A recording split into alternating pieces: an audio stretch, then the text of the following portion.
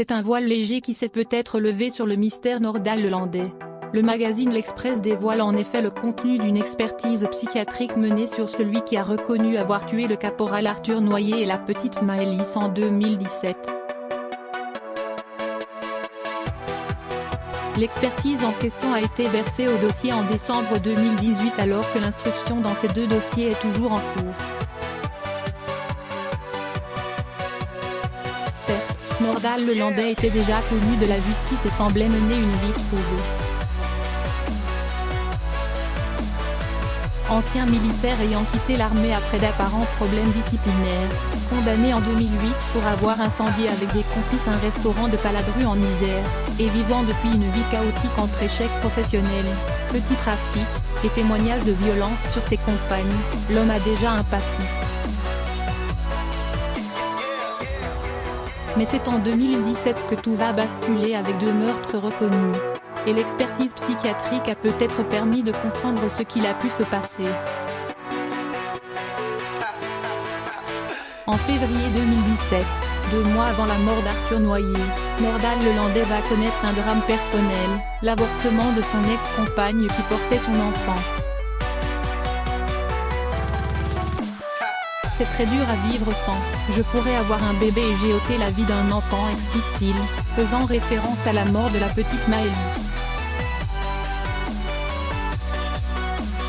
Après cet épisode, dont les détails ne sont pas connus avec exactitude, Nordal-Lelandais plonge un peu plus encore. J'ai fait nos limites. 1 litre de rhum et 1 gramme de cocaïne par jour. Avec les premiers signes, selon son témoignage, d'un trouble de la personnalité naissant. C'est à cette époque également que le trentenaire habitant chez ses parents à Domessin, Savoie, sera condamné à 4 mois de prison pour l'utilisation frauduleuse d'un insigne de police lors d'un litige routier, et qu'il se retrouvera en arrêt maladie après un problème de dos. Quelques semaines plus tard, il tue Arthur Noyer. L'expertise psychiatrique compare d'ailleurs le comportement de l'ancien militaire à celui d'un chien, dont l'intéressé était d'ailleurs un amateur éclairé.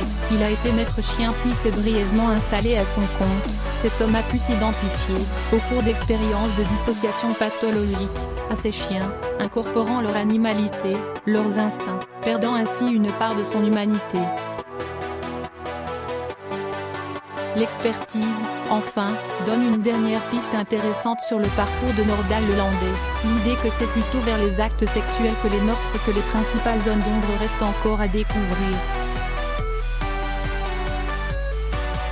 Nordal-Lelandais nie tout autre meurtre et l'enquête colossale visant à lier le suspect à des meurtres non résolus n'a pour l'instant rien donné.